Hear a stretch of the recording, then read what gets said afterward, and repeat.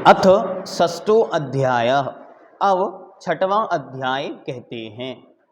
आह कहते हैं अजीव पदार्थो व्याख्यातः। अब अजीव पदार्थ का व्याख्यान आचार्य करेंगे। यदानीं यदानीं तदनंतर उद्देश्य भाग आश्रव पदार्थो व्याख्येय। आचार्य कहते हैं अब इन सबके पश्चात क्रमशः जीव तत्व का वर्णन हुआ, अजीव तत्व का वर्णन हुआ, उसी क्रम से प्राप्त उद्देश्य भाग आश्रव पदार्थ। अब आश्रव पदार्थ का व्याख्यान करेंगे। इति इस प्रकार ततः तत्प्रसिद्ध्यार्थम इदम उच्यते। उसकी प्रसिद्धि के लिए, उसे स्पष्ट करने के लिए अब कहते हैं, या यह सूत्र कहते हैं। क्या कहते हैं देखते हैं। काय वांग मनः कर्म योगः। काय वांग मनः कर्म योगः। काय वांग मनः कर्म योगः। सारे शब्द अलग अलग हैं और उन सबका महत्व है। ध्यान से, कई लोगों को पढ़ने में काय वांग मनः कर्म योगा, कर्म योगा अलग अलग शब्द हैं। कर्म अलग है, योग अलग है, क्योंकि सूत्र का अर्थ बनाना है काय अर्थात शरीर, वांग अर्थात वचन, मनः अर्थात मन, इनकी कर्म अर्थात क्रिया का नाम योगः योग है। देखो सूत्र कितना सूक्ष्म है। अगर हम कर देंगे कि काय वांग मनः कर्म योगः, तो मन वचन काय की प्रवृत्ति कर्म का योग है, ऐसा नहीं बनाना है। अर्थ कुछ और निकालना है, तो अर्थ कितना स्पष्ट है। काय वांग मनः कर्म योगः, मन शरीर अर्थात काय, वचन और मन के कर्म अर्थात क्रिया का नाम योग है। अर्थात आप मन, वचन और काय के निमित्त से जो कुछ भी क्रिया करते हैं, उस क्रिया का नाम योग है। अभी आगे और जब आचार्य रहस्य खोलेंगे तब आचार्य कहेंगे कि इस क्रिया के निमित्त से आत्म प्रदेशों पर होने वाले परस्पंदन का नाम योग है। लेकिन सामान्य से सूत्र क्या कह रहा है? सूत्र कह रहा है कि मन, वचन और काय, या काय वांग मनः कर्म योगः।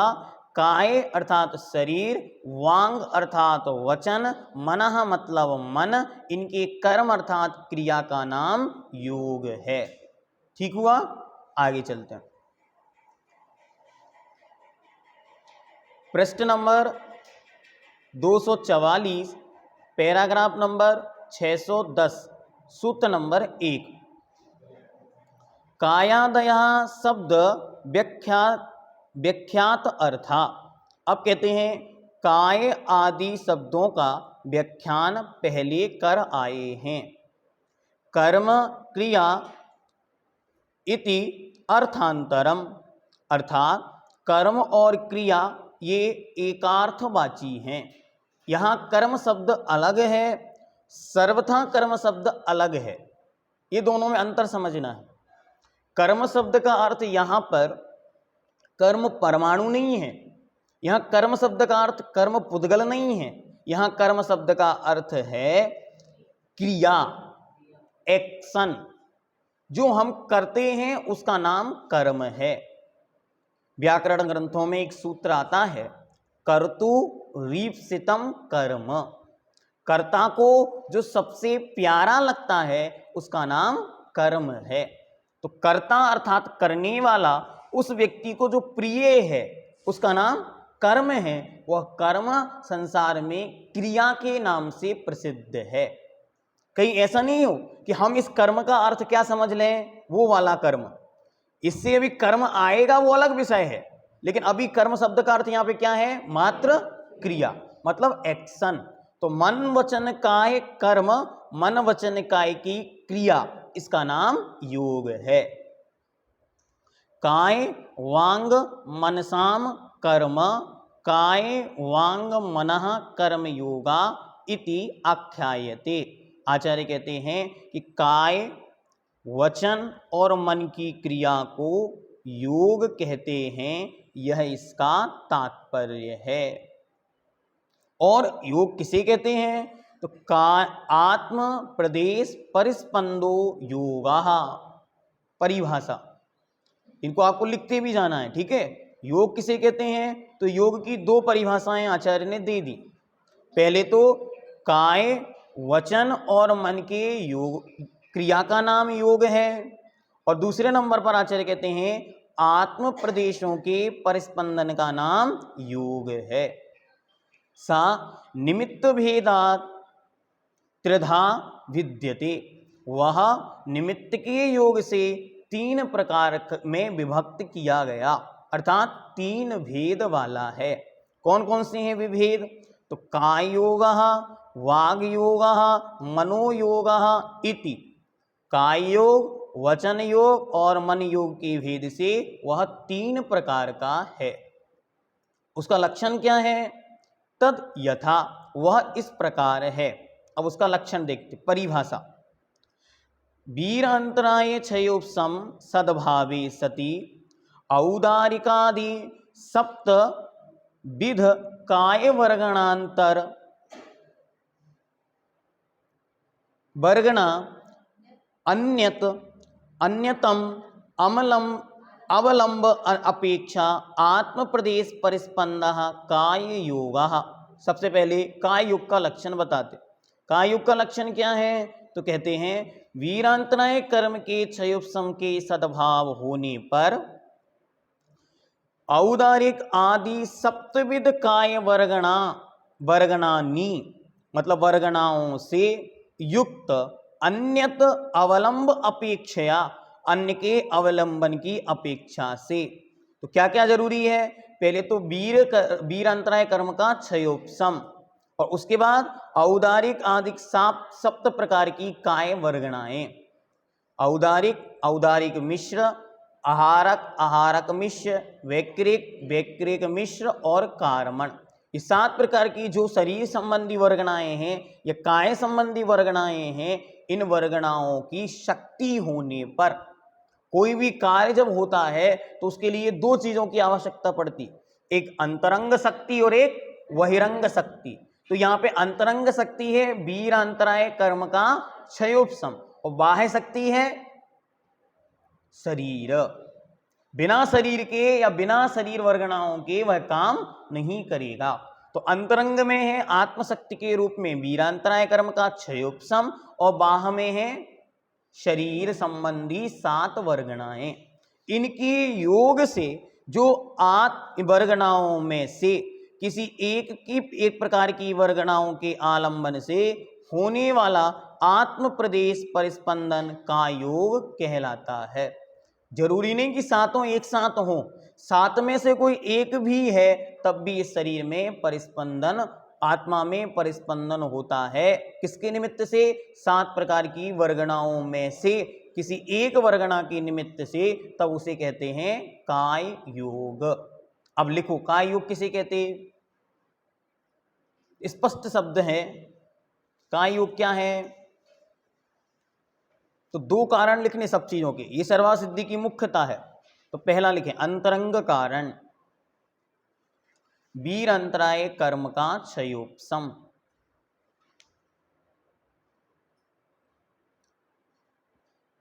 और बाह्य कारण,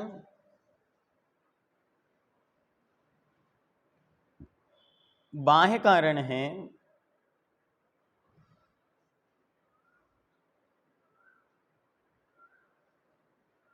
बाह्य कारण है 7 औदारिक आदि 7 वर्गणाओं में से किसी एक प्रकार के शरीर का आलंबन या किसी एक प्रकार की वर्गणा का आलंबन, ये काय योग हुआ। अंतरंग में क्या चाहिए? वीर अंतराय कर्म का, चारों नहीं 7 एक में एक चाहिए नहीं, तेजस शरीर होता है लेकिन तेजस का योग नहीं होता, इसलिए तेजस का योग में समावेश नहीं है। हाँ, इसको और डिटेल में समझा देंगे अभी कि जब हम काय योग की चर्चा करते हैं तब वहां पे औदारिक, वैक्रिक, आहारक और कार्मण इन चार शरीरों में तो योग की चर्चा की, लेकिन तेजस में योग की स्थिति नहीं घटित होती है। चलिए आगे चलते हैं। अब यहां पर आगे वचन योग के विषय में कहते हैं। वचन योग क्या है? तो कहते हैं शरीर नाम कर्म उदया उदयापातित वाग वर्गणा अवलंबने सति वीरांतराय इति अक्षरादि आवरण क्षयोपशमात् आपादितः अभ्यंतर वाग लब्धि सन्निधि वाग परिणाम अभिमुखस्य आत्मनः पर प्रदेश परिस्पंदो वाग योगः। शरीर नाम कर्म के उदय होने पर वाग वर्गणा अवलंबने, वाग वर्गणा के सति होने पर वीर अंतराय कर्म के क्षयोपशम से इति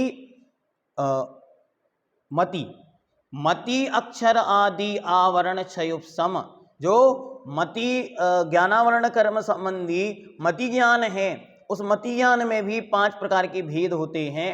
उनमें से जो मत्याक्षर अर्थात अक्षर का आवरण है, उस आवरण के क्षयोपशम से प्राप्त हुई अभ्यंतर वाग लब्धि सन्निधि अर्थात अभ्यंतर भीतरी वचन की लब्धि के मिलने पर वाक परिणाम अर्थात वचन रूप पर्याय के सन्मुख हुए किसके? स्वयं के आत्म प्रदेश परिस्पंदो, आत्मा के परिस्पंदों का नाम अर्थात आत्मा में होने वाले हलन चलन का नाम वाग वचन योग नहीं, वाग योग अर्थात वचन योग है। अभी हमने शरीर देखा, काय योग क्या है? वीर अंतराय कर्म के क्षयोपशम होने पर 7 प्रकार की वर्गणाओं में से कोई एक वर्गणा का सानिध्य मिलने पर जो आत्मा में परिस्पंदन होता है वह काय योग है। वचन योग क्या है? स्पष्ट रूप से आचार्य कहते वीर अंतराय कर्म का क्षयोपशम होने पर जो कुछ स्थिति उसे प्राप्त थी वो तो है ही, उससे बने हुए शरीर के आलंबन से, बिना शरीर के वचन नहीं होता। तो इसलिए पहला शब्द दे दिया क्या? शरीर नाम कर्म के उदय से प्राप्त हुई क्या? वचन वर्गणाएं। उन वचन वर्गणाओं का आलंबन पाके, और अंतरंग में 2 कारण चाहिए। पहला वीरांतराय कर्म का क्षयोपशम और दूसरा कारण मति ज्ञानादिक का क्षयोपशम। यदि मति ज्ञानादिक का क्षयोपशम नहीं है तो बोलेगा क्या? आवाज तो है लेकिन क्षयोपशम नहीं है तो बोलेगा क्या? बोलने का वो आता ही नहीं। किसी को आप माइक पकड़ा दो सामान्य से, उससे कहो भैया बोलो तो डर जाता है। क्यों? उसके पास शब्द नहीं है। तो इसलिए मति ज्ञानावरण कर्म का क्षयोपशम इसलिए चाहिए क्योंकि उसे बोलने में वचनों की शक्ति मिले। तो वचन में सबसे पहले आवश्यकता है शक्ति की। कहते ताकत हो तो बोलो, आप लोग कहते ना ताकत हो तो लो बोलो, तो ताकत का अर्थ है वीर अंतराय कर्म का क्षयोपशम। सबको अनिवार्य है, ये नहीं है तो आप बोल नहीं सकते। अगर ये नहीं है तो ये शरीर की रचना नहीं होगी, क्योंकि शक्ति के बिना कुछ संभव नहीं है। इसलिए वीर अंतराय कर्म एक ऐसा कर्म है जो प्रत्येक जीव में धीर ध्यान से निगोदिया से लेकर सारे जीवों में वह नियम से पाया जाता है 12वीं गुणस्थान तक, और उसके बाद वही क्षयोपशम शक्ति छायक रूप में परिवर्तित होकर 13वीं 14वीं गुणस्थान में रहती है, और वही सिद्धों में अनंत वीर बनकर सदा सदा विद्यमान रहती है। ऐसा पावरफुल कर्म रहते जिनके बिना कुछ संभव नहीं। तो ऐसे वीर अंतराय कर्म का बार बार प्रयोग हो रहा है, इसको अपन अच्छी तरह समझ लें। ये अभ्यंतर शक्ति है। तो वाक योग में क्या क्या शक्ति चाहिए? पहला तो शरीर चाहिए, फिर वीर अंतराय कर्म का क्षयोपशम चाहिए, फिर क्या चाहिए? मति ज्ञानावरण कर्म का क्षयोपशम चाहिए, और क्या चाहिए? वाग लब्धि वचन बोलने की योग्यता चाहिए। मानो किसी की जीभ ऐसी टेढ़ी हो तो बोल पाएगा क्या? किसी की जीभ टेढ़ी है, जीभ में कोई विकार है, कुछ लोग तोतले होते हैं क्योंकि उनकी जीभ में कोई प्रॉब्लम है या कोई अन्य प्रॉब्लम आ जाए, तो वाक की सन्निधि नहीं मिलने पर वाक में होने वाला परिणाम, अब आपको बोलने की शक्ति तो है लेकिन कोई बोलना ही नहीं चाह रहा है तो भी वचन योग नहीं बन रहा है। कोई बिल्कुल शांत बैठे हैं, कोई मुनि महाराज तीनों योगों को स्थिर करके विराजमान हो गए हैं, केवल ज्ञान होने वाला है, तो क्या करेंगे? तो उनसे कह रहे हैं कि अभी बोलने का परिणाम होने पर जो आत्मा में परिस्पंदन होता है उसका नाम वचन योग है। अब लिखें सामान्य शब्दों में, वचन योग किसे कहते हैं? वीर अंतराय कर्म की क्षयोपशम होने पर अंतर, पहले ऐसे करो, डिफरेंट कर लिया करो, अंतरंग कारण बहिरंग कारण। तो पहले लिखें अंतरंग कारण। अंतरंग कारण है वीरांतराय कर्म का क्षयोपशम। वीरांतराय कर्म का क्षयोपशम समझ रहे सब? शक्ति, ताकत जिसे हम कहते हैं। तो वीरांतराय कर्म का क्षयोपशम और मति ज्ञानावरण का क्षयोपशम, ये है अंतरंग कारण। बहिरंग कारण लिखें। बहिरंग कारण क्या है? बहिरंग कारण है शरीर और वचन वर्गणा। इतना समझ में तो आने लगा कि इनके निमित्त से होने वाले आत्मा के परिस्पंदन का नाम योग है। तो इनकी उपस्थिति में जो कुछ होगा उसका नाम वचन योग है। ठीक है, क्लियर हुआ? आगे चलें। विषय समझ में तो आ रहा ना? चल, विषय क्या चल रहा है? विषय चल रहा है कि मन, वचन और काय, इन तीनों के द्वारा जो कुछ भी एक्शन होता है उसका नाम योग है। क्यों? क्योंकि अभी आचार्य आश्रव की चर्चा करेंगे तो आचार्य कहेंगे इस एक्शन से आश्रव होता है। There is equal and opposite reaction for every action. इस सूत्र आपने पढ़ा। अब कह रहे हैं कि जब एक्शन यहां होगा तो उसका कोई रिएक्शन होगा, उस रिएक्शन का नाम है कर्म का आश्रव। वो अगले सूत्र में कहेंगे।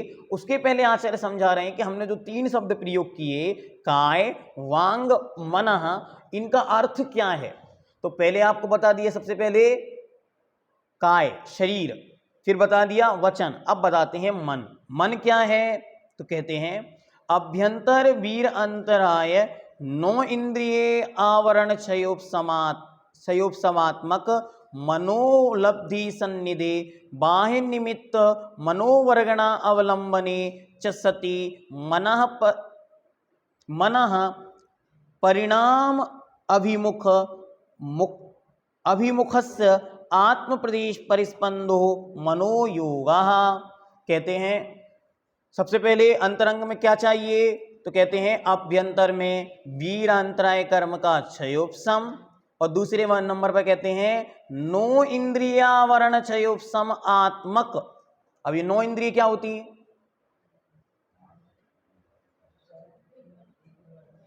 बताओ। नो इंद्रियावरण क्या होता? मन। नाह इंद्रिया इति नो इंद्रिया नहीं, ईसत इंद्रिया इति नो इंद्रिय, जिसे हम लोग कहते हैं अनिंद्रिय, उसी का नाम है नो इंद्रियावरण। ठीक है, ध्यान रखना ये शब्द, सर्वा सिद्धि पढ़ रहे हैं, ठीक है, विषय को अच्छी तरह ध्यान रखना। नो इंद्रियावरण अर्थात मन। तो अंतरंग में 2 चीजें चाहिए, एक तो वीर अंतराय कर्म का क्षयोपशम रूप शक्ति, और दूसरे नंबर पर क्या चाहिए? मन के क्षयोपशम चाहिए, मन संबंधी ज्ञानावरण का क्षयोपशम। अब ध्यान से, डॉक्टर साहब, कोई व्यक्ति मेंटली डिप्रेस्ड हो गया है तो आप क्या कहोगे कि केवल मानसिक शक्ति है या शारीरिक रूप से कमजोर होने पर भी मानसिक शक्ति विक्षिप्त होती है? हाँ, डॉक्टर साहब बताएंगे, डॉक्टर साहब को ज्यादा अनुभव। दोनों का रिलेशन है, बस ये यहां पे समझना। कि काय शक्ति जो आत्मशक्ति है जिसका नाम वीर अंतराय कर्म का क्षय उपशम है वो भी चाहिए और मन का भी क्षय उपशम चाहिए, तब जाकर क्या होगा। तो कहते हैं आत्मक मनोलब्धि सन्निधे, मन के लब्धि अर्थात शक्ति की या योग्यता के सानिध्य मिलने पर बाह्य निमित्त मनोवर्गणा अवलंबने सती, और बाह्य से मनोवर्गणाओं का जब सानिध्य मिलता है, 23 प्रकार की वर्गणाएं व्याप्त हैं, उनमें से जो मन संबंधी वर्गणा है उसके निमित्त से पहले तो जब पर्याप्तियां आपने पढ़ी थी ना, तो पहले तो बाह्य रूप से एक द्रव्य मन की रचना होती है, फिर उसमें क्षयोपशम रूप भाव मन होता है, वही जब प्रयोगात्मक होता है, कुछ सोचने के लिए, कुछ विचार करने के लिए, कुछ चिंतन करने के लिए आगे आता है, तब उसका नाम ही है मनोयोग। उसके निमित्त से जो मनः, इस शब्द समझ नहीं आ रहा क्या लिखा, परी के बाद, मनः के बाद पर परी, परी के बाद क्या लिखा,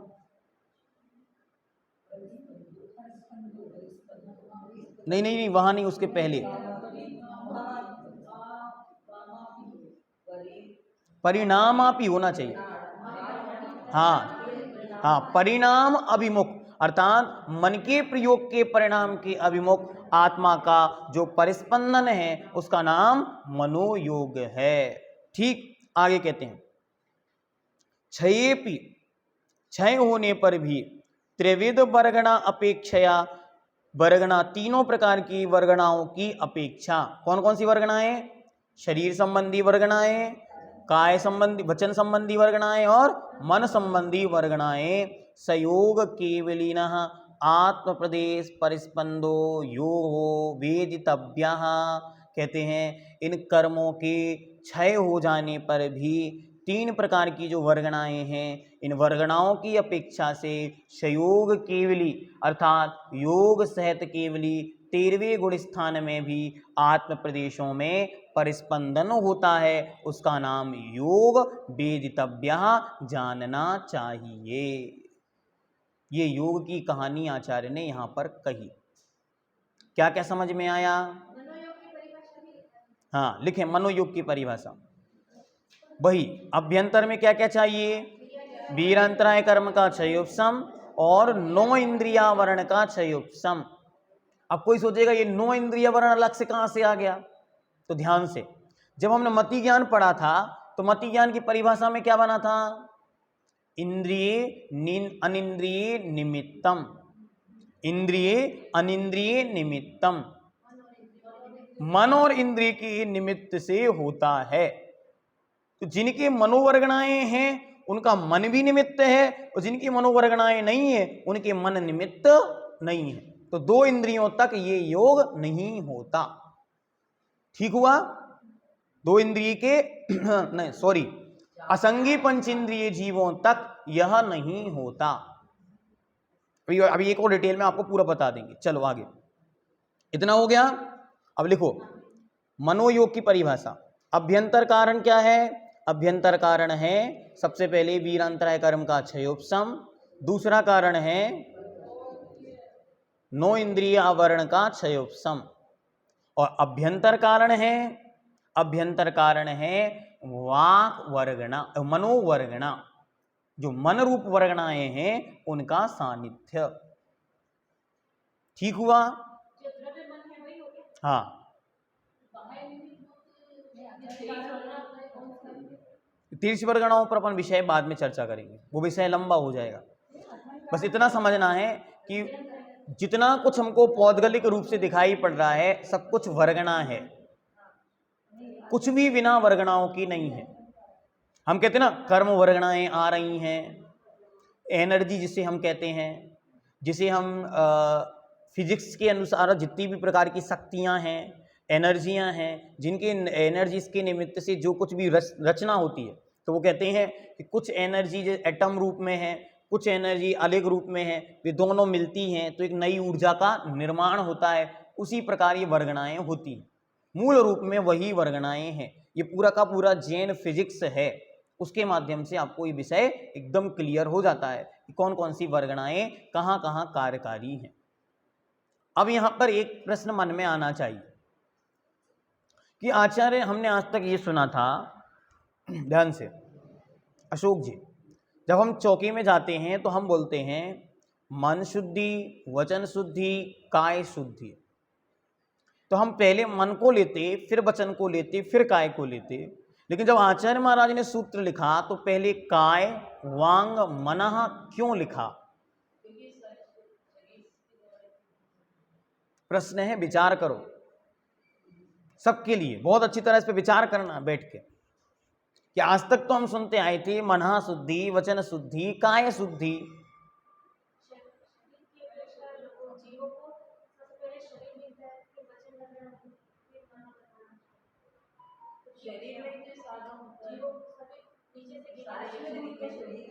हाँ, तो जिनके शरीर नहीं है उनका क्या होगा? हैं? हाँ, ये भी सही है। नहीं, मूल बात समझो, विषय किसका चल रहा है? नहीं, आश्रव का। इसलिए पूर्व में कहा कि आश्रव के विषय में कहेंगे, तो मूल तत्व क्या है? आश्रव। तो ध्यान से, तो उल्टा क्यों लिखा, ये तो प्रश्न है ना। अब ध्यान से सुनो, आश्रव तत्व के प्रसंग में ये बात ध्यान रखनी है कि संसार में सबसे ज्यादा जीव काय से आश्रव करते हैं। क्या समझ में आ रहा डॉक्टर साहब? नहीं आया? ध्यान से, एक इंद्रिय जितने भी जीव हैं उनके पास ना वचन है ना मन है। तो एक इंद्रिय जीव सबसे ज्यादा, उनके पास कौन सा योग है? मात्र का योग। और इसके बाद वाले जीव, मतलब एक इंद्रिय, दो इंद्रिय, तीन इंद्रिय, चार इंद्रिय, असंगी पंच इंद्रिय, इन जीवों के पास क्या है? काय और वचन योग। इनके पास क्या नहीं है? मन नहीं है। मन किसके पास है? केवल संगी पंचेंद्रियों के पास। इसीलिए आचार्य ने एक एक शब्द को ऐसे चुन के रखा कि कहीं कंफ्यूजन नहीं होगा। सबसे ज्यादा आश्रव करने वाले शरीर से, उसके बाद वचन से, उसके बाद मन से, जीवों की अपेक्षा। जितनी भी काय की प्रवृत्ति, ये क्रिया है, वो सब आश्रव में कारण है। हाँ, एक इंद्र जीव नहीं, हमारे स्वयं के भी होता है जब काय योग से प्रवृत्ति होती है। हम ये सोच रहे हैं कि हमारे तीनों योग हैं, तीनों योग हर समय काम नहीं करते। वंस एट अ टाइम, एक समय में एक ही योग कार्यकारी है। आप कहेंगे भैया जी अभी आप बोल रहे हैं, आप अपने शरीर से एक्शन कर रहे हैं, तो ये काय योग हुआ। आप बोल रहे हैं ये वचन योग है, और पूर्व में जो स्मरण आदि शक्तियां हैं वो मन से हैं। लेकिन ऐसा नहीं, उसमें भी एक समय में केवल एक ही योग काम करता है। इसलिए हम जितनी पूजा आदि पाठ क्रियाएं करते हैं, ये तो मैं कह रहा हूं ना, मैं यहां बोल रहा हूं तो मेरा शरीर भी एक्शन कर रहा है, वचन भी बोल रहे हैं और मन भी चिंतन कर रहा है। ठीक है, तीनों चीजें होते हुए भी एक समय में एक ही योग काम करता है। अब किस समय कौन सा करता है? ये जिस समय जिस पर फोकस होता है वो काम करता है। एक समय में एक काम करता है, ये अपन को स्पष्ट करना। अभी अपन पकड़ नहीं सकते, इतनी सूक्ष्म उसकी गति है। एक समय है ना, तो इतना सूक्ष्म है कि हम ये पकड़ नहीं कह सकते हैं कि किस समय कौन काम कर रहा है। लेकिन ये पक्का है कि अब अपने पास तीन है, तो तीन में से कोई ना कोई परिस्पंदन में कारण बन रहा है। हाँ हाँ, ये हम बोलने वाले हैं, अब ध्यान से सुने। इन्होंने जो प्रश्न पूछा वो हम बताने वाले, कि आपके मन में ये प्रश्न आएगा कि सबसे ज्यादा तो हम लोगों क्या मन से आश्रय होता है। जैसे हमारे मन में आया हमको अमेरिका घूमना है, अब शरीर से शायद पूरी पर्याय अमेरिका नहीं जाएं, लेकिन मन तो पहुंच गया और पाप करके आ गया वहां से। जो कुछ उसे करना था घूम लिया, और जो कुछ देखना था देख लिया, सब कुछ कर लिया। तो सबसे ज्यादा आश्रय तो मन से हुआ, और आप कह रहे हैं काय से हुआ। तो ध्यान रखें, यहां काय से आश्रय होने वाले जीवों की अपेक्षा है। जिसे बोलते हैं स्वामी, जब आपने पढ़ा था ना ऊपर, सूत्र नंबर 8, सतसंख्या क्षेत्र स्पर्शन कालांतर भाव अल्प आदि। तो वहां जो स्वामी की चर्चा थी वो यहां स्वामी का प्रसंग है कि सबसे ज्यादा आश्रव करने वाले कौन? काय योगी। प्रश्न पूछ सकते हैं आपको पेपर में कि सबसे ज्यादा आश्रव करने वाले कौन? काय योगी। उससे कम वचन योगी और सबसे कम मन योगी। ये स्वामी की अपेक्षा, द्रव्य की अपेक्षा नहीं। द्रव्य की अपेक्षा तो सबसे ज्यादा आश्रव मन वाले करते हैं, क्योंकि उनके पास तीनों योग हैं और तीनों योग होने पर भी मन सबसे ज्यादा चंचल है। कोई लिमिट नहीं है इसकी, अनलिमिटेड है। इसलिए सबसे पहले कहा मन संभालो। इसलिए ये पूरा प्रसंग चल रहा है कि हमको तीन योगों संबंधी व्यवस्था समझ में आ जाए। ये व्यवस्था इतनी अच्छी है। डॉक्टर साहब, आपने मैग्नेटिक फील्ड पढ़ा? आपको अच्छी तरह बोध है, आप लोग शायद भूल गए होंगे। मैग्नेटिक फील्ड में क्या होता है, यहां पर आप एक लोहा रख दें और एक लोहा यहां पे रख दें, और इस लोहे में यदि करंट पास किया जाए तो वो इस लोहे को अट्रैक्ट करता है और वो अपनी तरफ खींचता है। इसको पढ़ाने के लिए, एक किस सूत्र को पढ़ाने के लिए बताया? There is equal and opposite reaction for every action. आपने यहां से करंट छोड़ा है तो यहां करंट से जो एक्शन होगी उसकी रिएक्शन भी होगी। ऐसे ही अब आचार्य आगे कहते हैं भैया ये मन वचन काय तीनों के योग से आत्मा में परस्पंदन तो हो गया, इस परस्पंदन की रिएक्शन का नाम आश्रव है। अब आगे चलते उसको पढ़ने के लिए कि जहां जहां भी क्रिया होगी उसका प्रतिफल मिलेगा। इसे जीवन के लिए एक मूल मंत्र बना के चलें कि हम कुछ भी सोचें, हम कुछ भी बोलें, हम कुछ भी करें, उसका परिणाम आएगा, जिसे हम कहते हैं अर्थ क्रिया। प्रत्येक क्रिया की अर्थ क्रिया, उसी का नाम है अपोजिट रिएक्शन, हर समय होगी। इसलिए आप ये ना सोचें हम आराम से बैठे हैं, कोई देख नहीं रहा है तो हम अकेली में तो पाप कर रहे हैं। जैसे आपके मन में किसी के प्रति बुरा विचार आया, किसी को मारने का विचार आया, किसी व्यक्ति की किसी का घात करने का विचार आया, तो आप विचार करते समय तुरंत रोकें अपने विचार को और उस विचार से कहें भैया इसका फल नरक है। इसलिए यह अध्याय पढ़ाया जा रहा है कि जब आपका मन गलत में जाए तुरंत मन से ये कहें भैया ये करोगे इसका फल नरक गति है। इसका अगर आपने किसी की बुराई, आपकी ने किसी की चुगली, किसी के विषय में गलत सोचा, इसका फल अशुभ नाम कर्म है। आपके मन में कोई भी गड़बड़ चीज आई तुरंत पकड़ लिया, देखो इसका फल यह है। जब तुरंत अच्छी चीज आई आनंद से भर जाओ, इसका फल यह है। पवित्रता मन में आ रही है, आप देव आयु का आश्रव, आप देव गति का आश्रव, देव आयु का आश्रव के योग्य बन गए। जब दूसरे की प्रशंसा करने का मन आ रहा है, दूसरे के गुण गा रहे हैं, कीर्तन गा रहे हैं, जैसे कल रात में अपन आचार्य ज्ञान सागर जी महाराज के गुण गा रहे, ये क्या करेंगे? ये आपको तीर्थंकर जैसी प्रकृतियों के आश्रव में कारण बन सकते, ये आपको विशिष्ट शुभ नाम कर्म की प्रकृतियों के आश्रव में कारण बनेंगे। शरीर सुंदर हो जाएगा, भक्ति सुंदर रूपम, तो भक्ति करने से सुंदर रूप होगा। स्तवनात् कीर्ति, स्तवन करने से कीर्ति बढ़ेगी, लोगों में प्रसिद्धि बढ़ेगी। इसलिए आप क्रिया करेंगे तो एक्शन समझ में आएगा, इस एक्शन का कोई अपोजिट काउंटर रिएक्शन भी होगा। इसलिए बिल्कुल अच्छी तरह अपने मन को फिट करके ही कार्य करना, इसीलिए आचरण की पद्धति यहां से शुरू होती है। अब पैराग्राफ नंबर, गद्य नंबर 111। आह कहते हैं, क्या कहते हैं? अफ्युगम्य अभ्युगम्य अहित त्रिविध क्रिया योग इति। कहते हैं हम तो स्वीकार करते हैं कि तीन प्रकार के योग हैं। प्रकृत इदानीम, प्रकृत शब्द जहां जहां भी आए उसका अर्थ है यहां पर, उस प्रसंग में। तो इस प्रसंग में अब बतलाइए, इदानीम अब निर्दिश्यताम, बतलाइए, क्या बतलाइए? किम लक्षण आश्रव इति उच्यते, आश्रव का लक्षण क्या है? यह जो इयम यहाँ योग शब्द अविधेया संसारिणः पुरुषस्य संसारी जीव के जो योग शब्द का वाच्य है वह यहाँ पर कहते हैं। योग शब्द से तात्पर्य क्या है, आपने योग क्यों समझाए? तो आचार्य कहते हैं स आश्रवः, वह, सा मतलब वह, कौन है वह? योग, वह योग ही आश्रवः आश्रव है।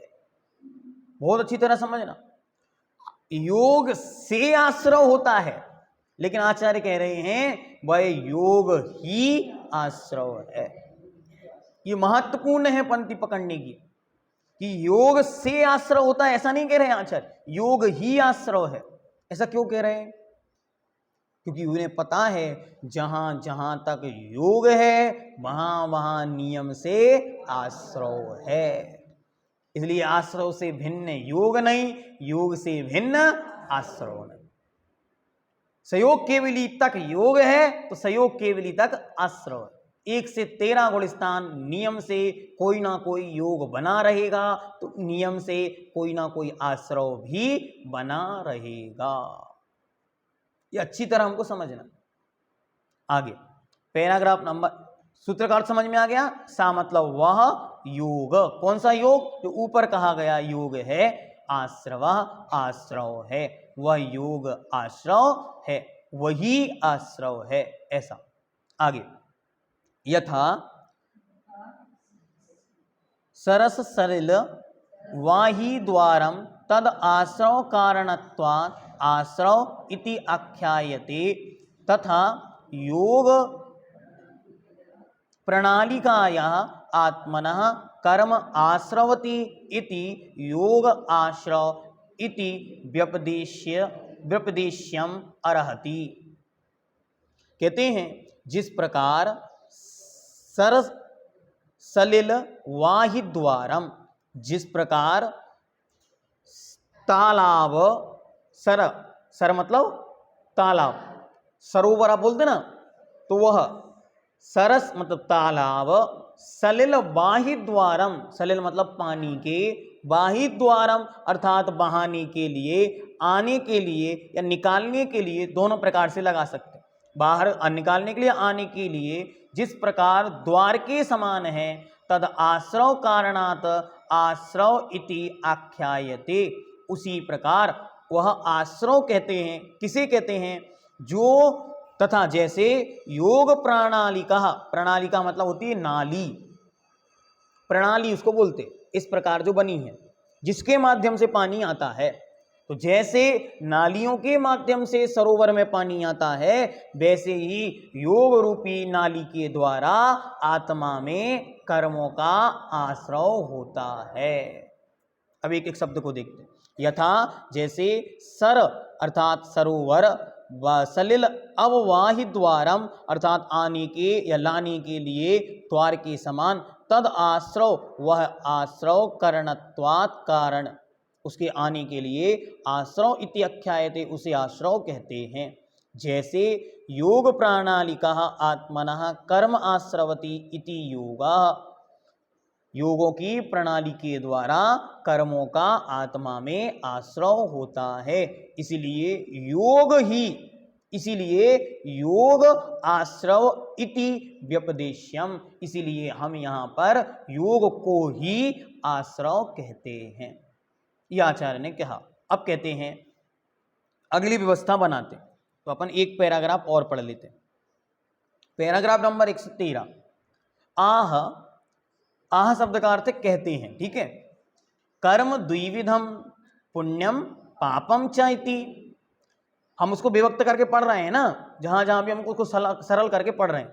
चेति शब्द का अर्थ है च इति, ठीक है। आह कहते हैं कर्म द्विविधम, कर्म 2 प्रकार के हैं, पुण्य रूप च और पाप रूप। तस्य किम अविशेषेण, वह किस विशेषता के योग आश्रव हेतु आरोहवस्त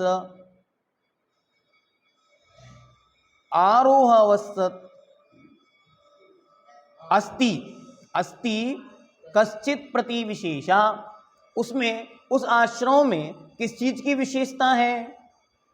पहले कहा कर्म दो प्रकार के, पुण्य रूप और पाप रूप। इसीलिए क्या योग सामान्य से उसके आश्रम का कारण है या फिर कोई विशेषता है, कोई स्पेशलिटी है क्या? तो अब उस स्पेशलिटी को बतलाते हैं। सुबह पुण्यस्या, सुबह पुण्यस्या, सुबह पापस्य, सुबह पुण्यस्या, सुबह पापस्य। स्पष्ट कर दिया। अभी पूछा उसमें कोई विशेषता है, उन्होंने कहा हाँ उसमें विशेषता है। शुभ कर्म का नाम या शुभ योग का नाम पुण्य है और अशुभ योग का नाम पाप आश्रव है। शुभ योग का नाम पुण्य आश्रव है, अशुभ योग का नाम पाप आश्रव है। सजग कर दिया। अब आपको दिक्कत नहीं होनी चाहिए, सजगता पूर्वक निर्णय करना है कि जैसे जैसे मैं पुण्य का योग करूंगा वैसे वैसे शुभ का आश्रय होगा, और वह जब शुभ फलीभूत होगा तो पुण्य रूप में होगा। और जब जब मैं पाप रूप आश्रय करूंगा, अशुभ रूप आश्रय करूंगा, तब तब पाप फलित होगा, पाप आएगा। और जब वो पाप अशुभ कर्म आएंगे और जब वे अशुभ कर्म फलेंगे तो फिर वे पाप रूप दुख देने वाले होंगे। इस सिस्टम आपको समझाया जा रहा है। ये आप लोग बचपन में जानते थे। क्या जानते थे? जैसी करनी वैसी भरनी। बोया आम, बोया बीज बबूल का तो आम कहाँ से पाए, जैसा बोगे वैसा काटोगे। ये सब आप लोग एक दूसरे से कहते ना, उसी का नाम है ये सूत्र नंबर 3। सुबह पुण्यस्या, सुबह पापस्या। शुभ का नाम पुण्य है, अशुभ का नाम पाप है। जैसे अशुभ का नाम बबूल है, शुभ का नाम आम है। ठीक है, चलो आगे। कहा शुभो योग को वह अशुभ, कहते हैं क्या शुभ योग है और क्या अशुभ योग है। अब बताते शुभ योग क्या है। तो तीनों को विभक्त करते, मन वचन काय में, अशुभ को भी मन वचन काय में क्रम से। तो प्राणातिपात, अदत्ता दान, मैथुन आदि अशुभ काय योगा। जीवों के प्राणों का घात करना, बिना दिए कोई भी वस्तु को ग्रहण कर लेना, मैथुन की क्रिया और आदि अर्थात ऐसे काम, हिंसा, झूठ, चोरी, कुशील, परिग्रह, यह अशुभ काय योग हैं। ध्यान से जब ये करें तो बुद्धि में रखें, ये हमारे पाप के आश्रय में कारण है, क्योंकि यह अशुभ योग है। अनृत भाषण, पारुष, असभ्य वचनादि अशुभ वाक योगा। झूठ बोलना, चुगली करना और असभ्य वचन बोलना, ये अशुभ वचन योग है। जब आप ये काम करें तुरंत अलर्ट, ये हमारे पाप कर्म के आश्रय का कारण हो गया। बध चिंतने, बध चिंतन, ईर्षा, असूयादि अशुभ नाम योगा। बध का चिंतन करना, मैं ऐसे ऐसे इसको मारूंगा। ईर्ष्या करना, असूया अर्थात घृणा करना, इसका नाम मनोयोग, अशुभ मन योग है। ये आपको पेपर में पूछे जाएंगे कि अशुभ का योग क्या है, शुभ का योग क्या है, शुभ मन योग क्या है, अशुभ मन योग क्या है, इस प्रकार। ततः इसी तद विपरीतम शुभ, और इससे जो विपरीत है उसका नाम शुभ है। अर्थात 5 पापों से जो विपरीत है, 5 महाव्रत रूप है, 5 अनुव्रत रूप है, वो शुभ आश्रय है। दूसरे की चुगली नहीं करना, सत्य वचन बोलना, असभ्य वचन ना बोलकर सभ्य वचन बोलना, विनय पूर्वक बोलना, इसका नाम है शुभ मन योग, शुभ वचन योग। अच्छा अच्छा चिंतन करना, किसी के बारे में बुरा नहीं सोचना, इसका नाम है शुभ मनोयोग। ठीक हुआ, आगे चलते। एक शब्द में देखो इतनी सारी बात कह दी। ततो विपरीत अशुभ, उससे जो विपरीत है उसका नाम शुभ है। कथम योगस्य शुभ अशुभ अशुभत्वम, कहते हैं किसके निमित्त से। अब यहां पर प्रश्न पूछते हैं, योग के शुभ और अशुभ ये भेद किस कारण से हुए, कारण क्या है उसमें? तो कहते हैं शुभ परिणाम निर्वित्तो योगः शुभः, शुभ परिणामों के निमित्त से जो परिणाम है उसका नाम शुभ है। अशुभ परिणाम निर्वित्ताश्च अशुभः, और अशुभ परिणामों के निमित्त से जो योग है, परिस्पंदन है, क्रिया है, उसका नाम अशुभ है। न पुनः शुभ अशुभ कर्म करणत्वेन, शुभ और अशुभ कर्म का कोई कारण अलग से नहीं है। क्या कर्म कोई शुभ और अशुभ अलग अलग नहीं है, आपका परिणाम शुभ और अशुभ है, अलग से कोई वो निमित्त नहीं है, बल्कि यही कोई निमित्त है। कहते हैं शायद कोई यह माने कि शुभ और अशुभ कर्म का कारण होने से शुभ और अशुभ योग होता है, सो बात नहीं है, ऐसा मत कहो। न पुनः शुभ अशुभ कारणत्वेन, कर्म का ऐसा कोई कारण नहीं है। यत एव उच्यते एवं उच्यते शुभ योग एव न स्यात्, शुभ योगस्यपि ज्ञानावरणादि बंध हेतुत्वात् अभ्युपगम्यात्। क्योंकि क्या कहते हैं, क्योंकि यदि इस प्रकार इनका लक्षण कहा जाता है तो शुभ योग ही शुभ हो सकता है, क्योंकि शुभ योग भी ज्ञानावरणादिक कर्मों के बंध का कारण है। अच्छी तरह समझना, ज्ञानावरण कौन सा कर्म है? पाप कर्म, क्योंकि घाती कर्म है। घाती कर्म चारों ही पाप कर्म रूप हैं। तो पाप होते हुए भी क्या शुभ के योग में नहीं बनता? जैसे अभी यहां बैठे तो ज्ञानावरण नहीं बन रहा, क्या बन रहा है? तो पाप के योग में, शुभ के योग में भी पाप कर्म क्यों बन रहा? अब इसको यहां पे समझा रहे, क्या कारण है तो बताते हैं। इसीलिए शुभ और अशुभ योग का जो लक्षण है यहां पर किया गया है वह सही है। क्यों? तो देखो क्या परिभाषा दी, पुण्य की परिभाषा क्या है? पुनाति आत्मानं पूयते अनेन इति वा पुण्यम। ये परिभाषा सारे मंदिरों में, सारी दीवारों पर लिख दो कि पुण्य क्या है। तो जो आत्मा को पवित्र करता है या जिससे आत्मा पवित्र होता है उसका नाम पुण्य है। पुनाति अर्थात पवित्र करता है, किसको? आत्मानम, आत्मा को। पूयते अर्थात पवित्रता का नाम ही, अनेन जिसके द्वारा, जिसके द्वारा पवित्रता आती है उसका नाम पुण्य है। हम क्या सोचते पुण्य क्या है? रुपया पैसा खूब भरा पड़ा है, इसका नाम पुण्य है। ये पुण्य नहीं है, ये तो पुण्य का उदय है, फल है। ये आश्रम रूप तो पुण्य यह है कि आप यहां बैठ के निर्विकल्प स्वाध्याय कर रहे हैं, इस परिणाम का नाम पुण्य है। ये काय योग, ये वचन योग, ये मन योग, ये पुण्य का है, ये पुण्य है वास्तविकता। वो जो फल भोग रहा है कि पांचों इंद्रियों के विषयों की सामग्री उपलब्ध है, बड़े बड़े आलीशान महल बंगले हैं, ये तो इस शुभ आश्रव का फल है। हम लोग उल्टा समझते, अरे हमने जीवन भर धर्म किया, हमारे पास कुछ नहीं है, उसके पास महल अटारियां हैं, तो हमने जीवन भर फल किया, अभी फल चाहिए क्या? अरे रुको तो भाई, अभी बीज बोया है, अभी फल कहां से आएगा? अभी जो हमने अतीत में बीज बो लिए थे, वर्तमान में तो उसका फल चल रहा है। तत् सद्वेद्यादि, वह साता वेदनी आदिक है।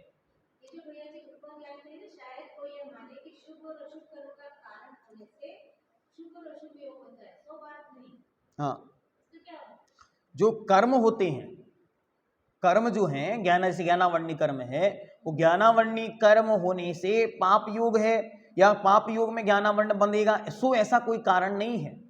यहां पर तो आपका योग कारण है, शुभ योग में भी ज्ञानावरणादिक बंधते हैं। ऐसा नहीं मानना कि मात्र शुभ योग होने पर शुभ ही शुभ कर्म बनेंगे, नहीं, अनुभाग आदिक शक्तियां अलग अलग पड़ेंगी, लेकिन बनेंगे तो पाप कर्म भी। ये नई बात सुनो, यहां बैठे हो तो ज्ञानावर्ण बंधेगा कि नहीं बंधेगा? तो ज्ञानावर्ण कौन सा कर्म है? पाप कर्म है। तो शुभ के योग में अशुभ कर्म कैसे बंध गया? तो क्या होगा, ज्ञानावर्ण का उत्कृष्ट क्षयोपम मिलेगा। तो ज्ञानावर्ण तो मिला, लेकिन उसके अनुभाग और उसके विपाक की शक्ति स्थिति कम हो जाएगी, ये अंतर पड़ेगा। इसलिए यहां पर पाप कर्म है सो पाप योग, ऐसा नहीं, बल्कि पाप योग में, शुभ योग में भी अशुभ योग में भी, दोनों स्थितियों में भी पाप और पुण्य दोनों बंधते हैं। दोनों बंधते हुए भी अगर परिणाम शुभ है तो स्थिति अनुभाग अधिक होगा पुण्य का, और पाप का कम होगा। और जब अशुभ योग होगा तब पाप का अनुभाग स्थिति अधिक पड़ेगी और पुण्य की कम पड़ेगी। इसीलिए अच्छे अच्छे काम करो ये कहा जाता है। बस इसलिए भाव प्रधानता कही थी। अभी आगे और बताएंगे, एक सूत्र और आएगा इसी के बाद वाला, शायद नहीं, अभी एक सूत्र आएगा उसमें कहेंगे कि आपको कैसे कैसे विशेषताएं लानी है, ज्ञात अज्ञात मंद तीव्र आदि, वो सब और समझेंगे तो हमारा दिमाग खुल जाएगा, हमको स्पष्ट समझ में आने लगेगा कि कहां कहां गड़बड़ियां हैं। चलिए इस पैराग्राफ को पूरा करते। अब कहते पाप क्या है, पाति रक्षति आत्मानं सुवात इति पापम। याद कर लो ये दो परिभाषाएं, एक पुण्य की और एक, पुण्य की परिभाषा क्या है, पुनाति आत्मानं पूयते अनेन इति पुण्यम। जो आत्मा को पवित्र करे, जिसके द्वारा आत्मा पवित्र होती है, उसका नाम पुण्य है।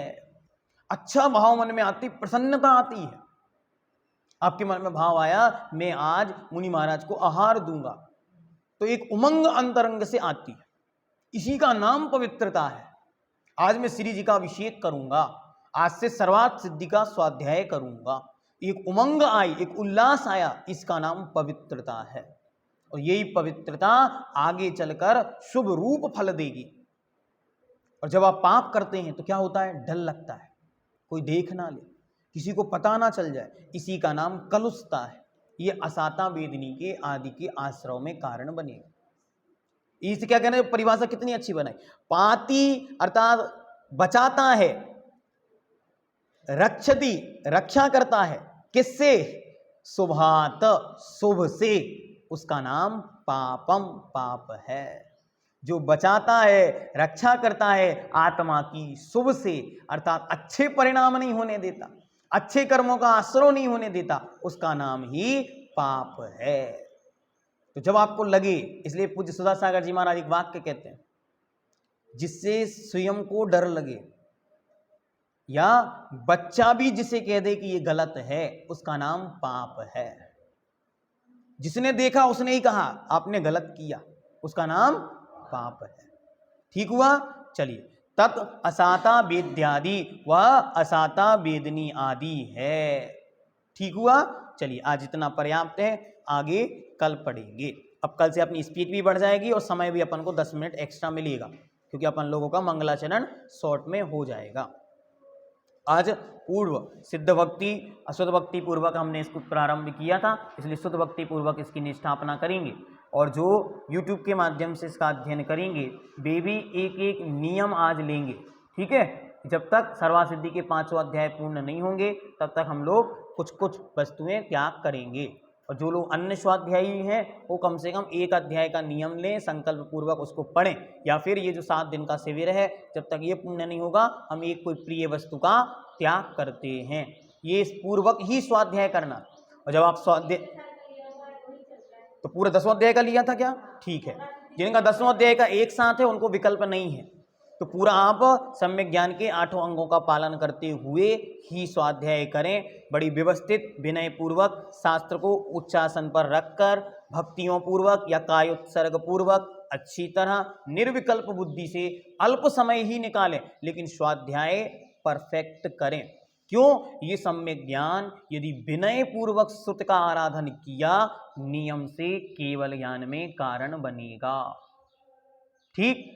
जिनवाणी के ज्ञानते सूझे लो कालो, शोवाणी मस्तक नमो सदा देत हु धो। हे जिनवाणी भारती मातो हे जपू दिन रैन, जो तेरी शरणा गहे सो पावे सुख चैन।